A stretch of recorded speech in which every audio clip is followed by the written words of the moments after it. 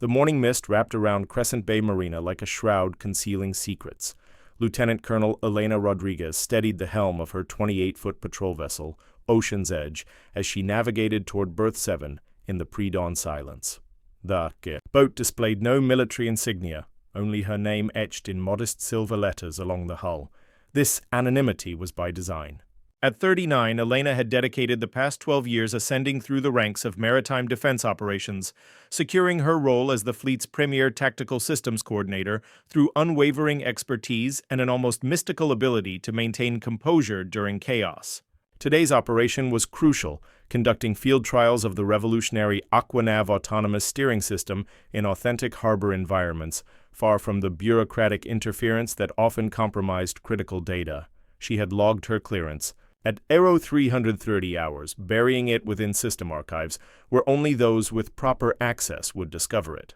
The trial demanded complete confidentiality. Too many previous attempts had been sabotaged by officials seeking publicity and politicians chasing media attention. As Ocean's Edge approached the secured berth, Elena reduced power and allowed inertia to guide her into position. Her actions were methodical, almost ceremonial, securing the forward line with swift, practiced motions, positioning the bumpers, conducting one final check of the Aquanav display. The system had operated perfectly, its gentle amber glow confirming. Successful data capture. She positioned herself at the dock's perimeter, inhaling the ocean breeze and observing the first ray of dawn break the skyline. Everything was proceeding flawlessly. The marina remained peaceful, undisturbed, precisely as she had planned. But as she pivoted back toward her craft, the echo of footsteps resonated across the wooden planking. Two silhouettes materialized. From the security booth, their profiles stark against the morning illumination, something in their approach suggested this wasn't routine patrol. The confrontation security guard, Travis Coleman, noticed the unmarked vessel immediately upon stepping. Outside, his coffee still producing steam in the cool air. Beside him, Guard Phoenix Turner completed fastening his duty vest, already reaching for his equipment belt. "Someone's lost," Turner grumbled, studying the plain boat with clear contempt. "Too small, too quiet. No proper identification beacon either." They advanced with the casual arrogance of men who had performed this routine countless times before. Neither bothered consulting their logs or verifying berth assignments. In their perception, Berth 7 was their domain, and this woman, whoever she might be, had no right to be there. The initial red flag should have been her composure. Most trespassers stuttered, fabricated excuses, or attempted to escape. This woman simply turned to confront them, her demeanor calm and untroubled, as though she had anticipated this precise encounter all along. First contact. "Ma'am, this is a restricted berth," Coleman announced, his voice carrying the rehearsed authority of someone accustomed to immediate submission. "You cannot dock here without proper authorization. Identification, please." Elena observed both guards momentarily, noting their body language, their positioning, how Turner's hand already hovered near his utility belt. She had commanded personnel in combat zones who demonstrated more restraint than these two exhibited in their own marina. "My authorization is logged in the system database," she replied quietly, each word deliberate and measured. "Filed at 0330 hours," Turner scoffed, exchanging a knowing glance with his colleague. "System database? Lady, this isn't some recreational boat rental. Berth 7 is military restricted. You're trespassing." Coleman stepped forward, his tone hardening. "What's your name? And don't make me repeat myself." Without abrupt movements or visible strain, Elena reached for the leather portfolio resting near the controls. The instant her hand shifted, Coleman's fingers moved toward his weapon. "Don't move," he commanded sharply. She froze, then slowly lifted the portfolio by its handle and opened it. Inside was her official credential wallet, pristine and regulation. She extended it toward Coleman with the same calm precision she would use to pass documents to a colleague. Coleman barely examined the identification before hurling it onto the deck with dramatic disgust. "This is counterfeit," he declared. "You're claiming to be some lieutenant colonel of, what, maritime defense? On that piece of junk?" The credentials lay face up on the fiberglass, morning light catching the official emblem. Anyone who took time to examine closely would notice the security features, the proper formatting, the photograph that matched the woman standing before them. But Coleman and Turner weren't looking. They had already decided what they wanted to see. "Step back! Hands behind your back!" Coleman ordered. When Elena didn't immediately comply, he shouted, "Now!" The sound startled a seagull from a nearby post, its cry echoing across the still water. Elena complied without protest. She stepped back, turned, and positioned her wrists behind her, her expression unchanged. She didn't speak, didn't argue, didn't threaten consequences. She simply stood still and waited. The plastic restraints clicked tight, excessively tight. Turner boarded Oceans, edged like a man entering his own property, ready to inventory his discoveries. "Let's see what our lieutenant colonel here has been concealing," he muttered, beginning his systematic destruction of everything she had worked to protect. In that moment, as Elena knelt on the dock with her face pressed against the fiberglass, the real trial began, not of her navigation system, but of something far more fundamental, how authority behaves when it believes no one is observing. The degradation spectators had begun assembling now. 3 individuals on kayaks had paddled to the dock's end, curious about the disturbance. A woman near the fuel station paused with her device raised, already recording. Someone in a maintenance uniform stood by a cleat, not intervening but not departing either. Turner worked systematically through Ocean's Edge's compartments, extracting emergency supplies, equipment cases, and a compact life raft, discarding each item onto the dock with theatrical contempt. The careful organization Elena had maintained was obliterated in minutes, her equipment scattered like wreckage from a tempest. "You're remarkably quiet," Coleman observed, crouching beside her on the dock. His hand pressed down on her shoulder, forcing her chin against the fiberglass. "What happened to all that military authority? No threats? No backup coming to rescue? You?" Elena's breathing remained controlled, inhaling and exhaling, steady. The restraints were cutting into her skin now, but she didn't adjust position. Her knees burned against the deck, her shoulders ached, but her posture never weakened.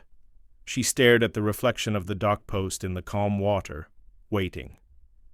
Then Turner discovered the embedded Aquanav console. "What the devil is this?" he demanded, wrenching the panel open.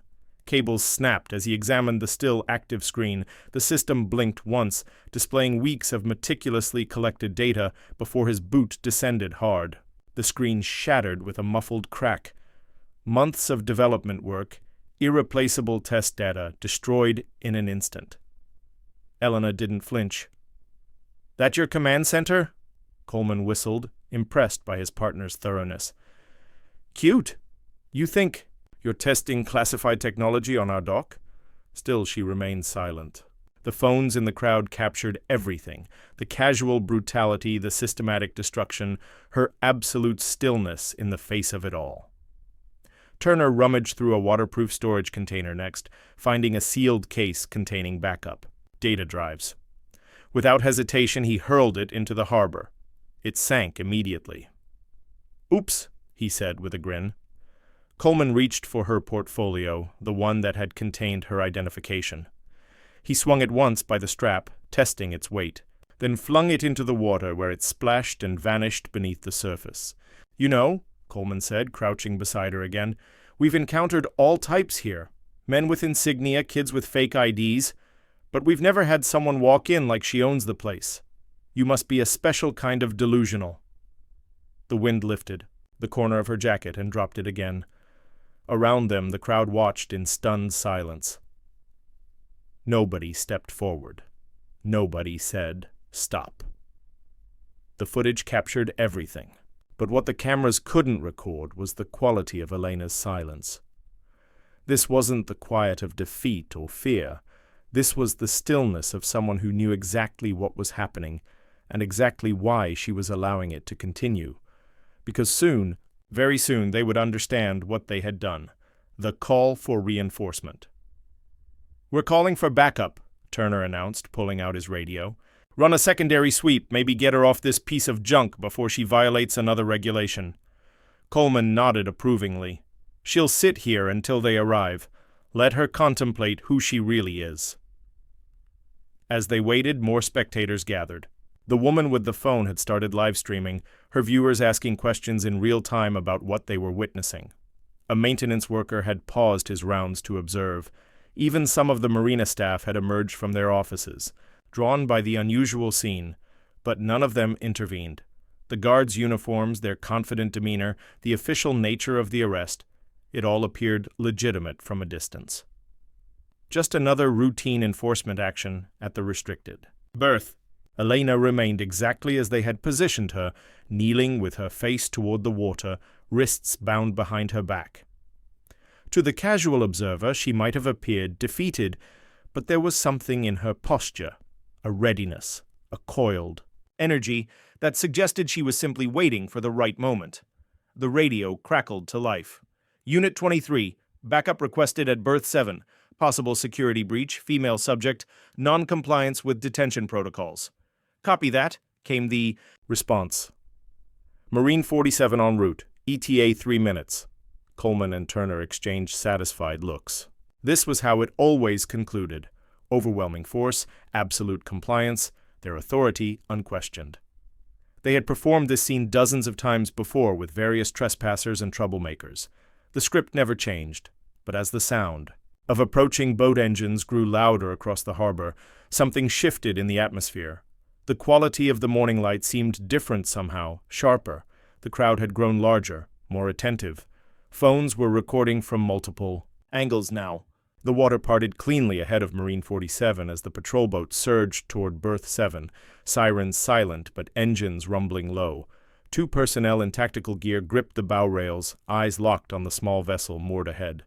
The call had come in as a possible breach, unknown female, solo operator, resisting detainment.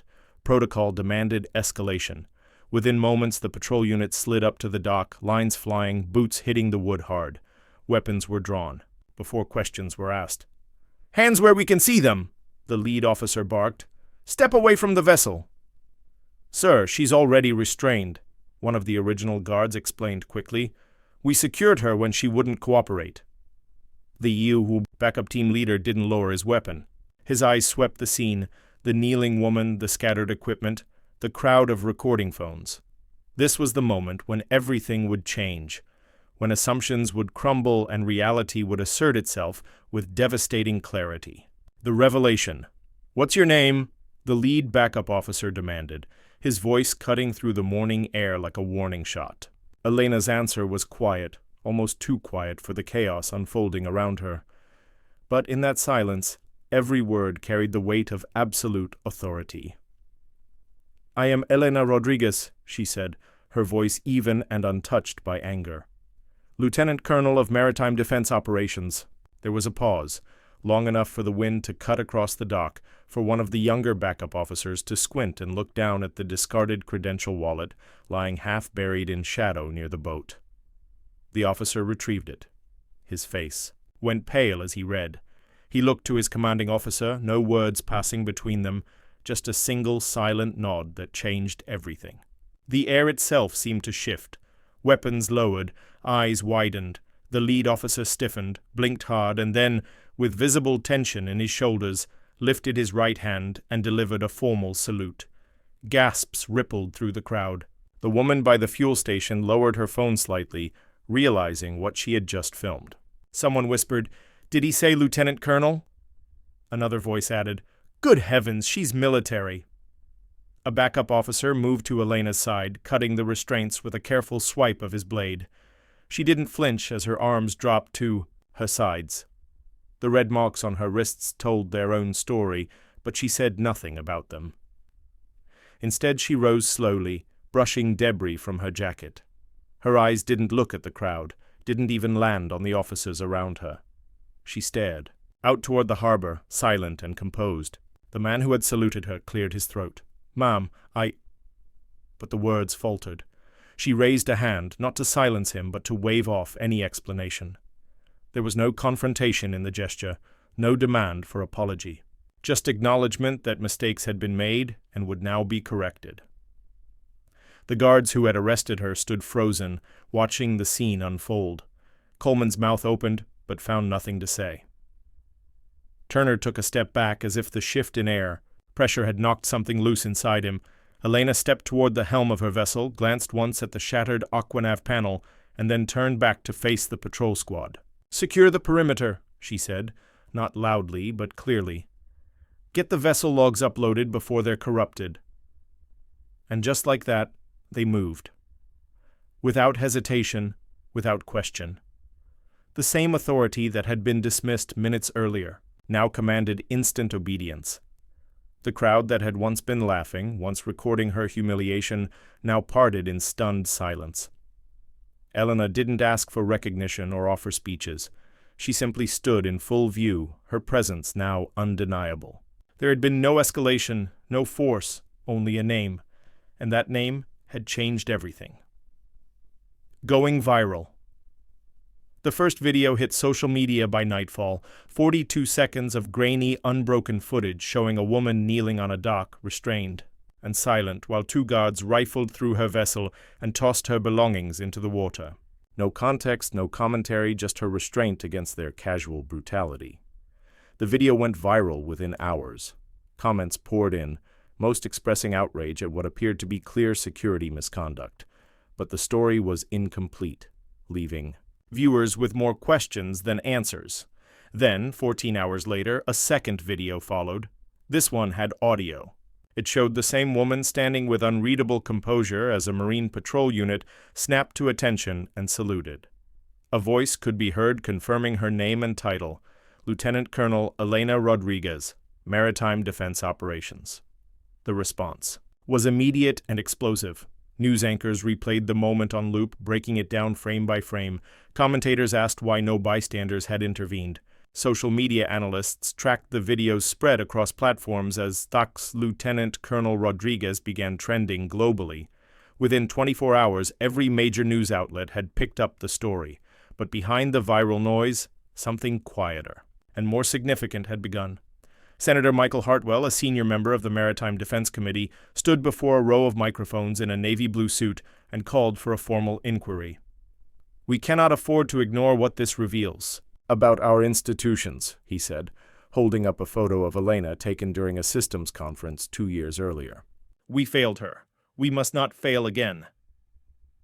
The Office of Military Integrity received the directive before noon. By 2:00 p.m., Captain Diana Foster was assigned to the investigation. Known for her precision and absolute intolerance for internal corruption, she arrived at OMI headquarters with a sealed briefcase and a blank report file titled Classified Review Crescent Bay Incident. But the real story was just beginning. As Foster started pulling records and requesting interviews, a pattern began to emerge.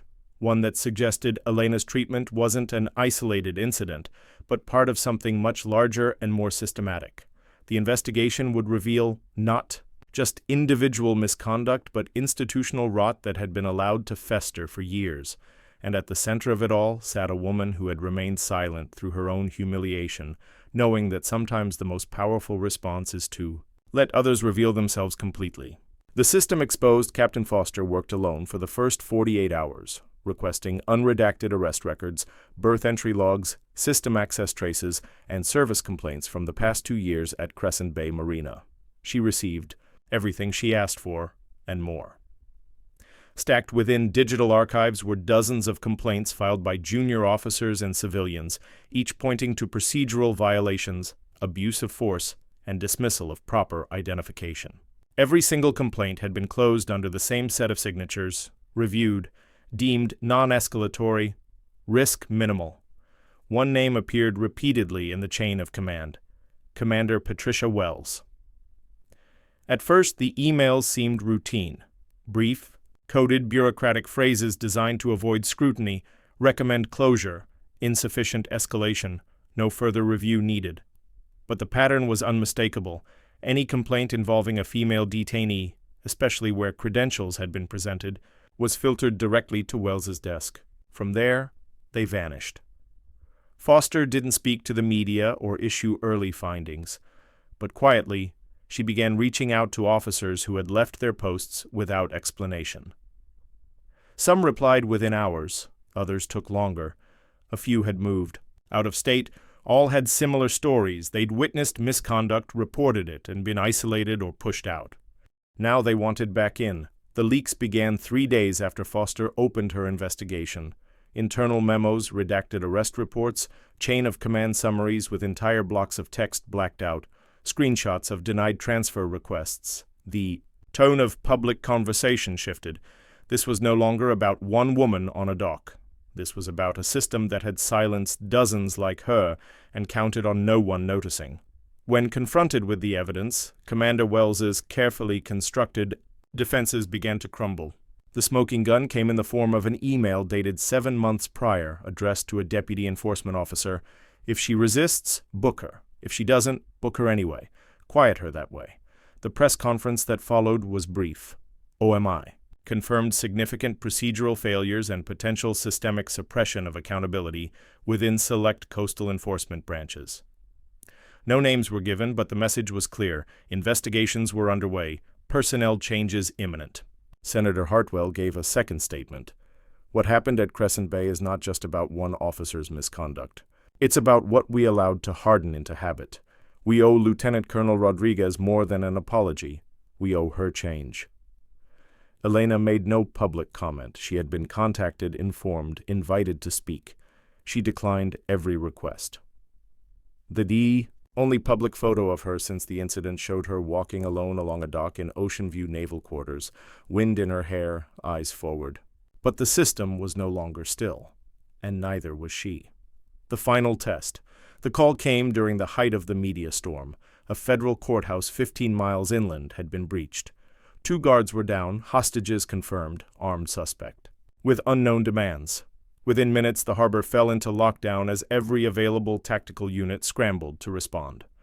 The guards who had detained Elena were benched pending investigation, standing uselessly behind the fueling shed while their colleagues rushed toward real crisis. But as chaos erupted around the emergency response, Elena moved with quiet purpose toward the command van.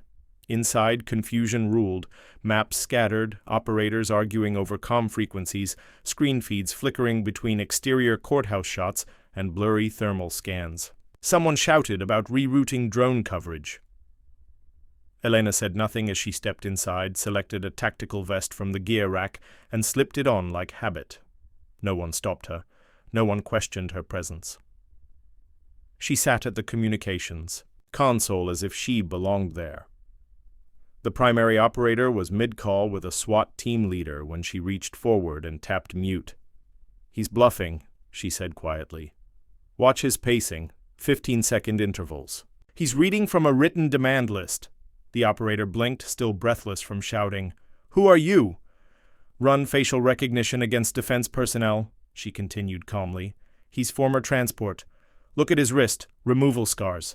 From restraint protocol, start with dishonorable discharges." Keys clicked. The feed shifted. A match flashed across the screen. Former military contractor, paroled, known instability. Elena leaned into the microphone and began to speak. "Marcus, Thompson, you're surrounded. No one's hurt yet. You still have a choice." Her tone didn't waver. "Let them go. You know how this ends. It's up to you how it sounds." The room went still. The instructor near the door froze halfway into his tactical jacket. 2 senior officers stopped talking mid-sentence. 2 paces. Left good. Set the weapon down slow. The feed showed the gunman's shoulders shift. 1 step, then another. The weapon hit the floor. "Move in now," she said. Seconds later, SWAT entered. No shots, no blood. The hostages filed out with hands raised. The suspect dropped to his knees. It was over in less than 4 minutes. Inside the van, no one spoke. Elena removed the headset, placed it gently on the console, then stood and adjusted her jacket. The blood from the dock incident had long since dried on her sleeves, but it was still visible against the pale touchscreen she'd operated without hesitation. She stepped outside into calmer wind. Word spread fast. Operators from nearby units turned to watch her leave. One saluted before he realized what he was doing. Another followed. From behind the fuel shed, Coleman and Turner watched in silence. No jeering now, no smirking. Just the dawning recognition of what they had tried to break and failed to even bend. Elena kept walking, passing the dock edge where her portfolio had been tossed and never recovered. She didn't look for it. She didn't need to. In the span of an hour, she had gone from prisoner to commander. But she hadn't changed. She had simply revealed what had always been there. She had done exactly what she came to do. Test systems, evaluate performance, measure response under pressure. This time, it hadn't been software being tested. It had been people. And they had failed until she took control. Resolution. 3 months later, the sun was high but gentle, gold streaming across the water in long bands as Ocean's Edge drifted beyond the shoreline. Elena sat near the stern, coiling rope with quiet rhythm, her jacket off and sleeves rolled. Up. The faint lines on her wrists had faded but never quite disappeared, reminders she no longer minded. Her 10-year-old nephew sat on the port bench with a small fishing rod, feet dangling above the surface. Her brother hummed a gentle tune from the bow, too familiar to name but perfect for the moment. When the fish tugged the line, her nephew gasped with delight. Elena moved slowly to his side, kneeling with ease, guiding the boy's hands with her own. "Let it pull, then ease it in," she said softly. They hauled in the fish, small, silver, beautiful in the sunlight. Her nephew whooped with joy as Elena carefully removed the hook, held the fish steady for one last look, then lowered it back into the sea. "Why do you like being on the boat so much?" her nephew asked suddenly, curious and innocent. Elena didn't answer right away. She looked around at the water, the light, the silence they were allowed to share. "Because it's honest," she said finally. "It doesn't care who you are, only how you move." The boy nodded, not quite understanding but content. They stayed out until the sun touched the horizon. Elena adjusted the ropes one last time, turned the boat slowly toward home, and let Ocean's Edge ease into the current. The hum of water filled the space between their words. She didn't need applause. She didn't want headlines. She had already won, not by rising louder, but by never kneeling when it mattered most. In a world quick to speak and slow to listen, her silence had become the loudest truth in the room, and sometimes that's exactly what victory looks like. If you enjoyed this story, don't forget to hit the subscribe button and become a part of our Everyday Life Stories community. Where are you watching from? Drop a comment below. We love hearing from our amazing viewers around the world.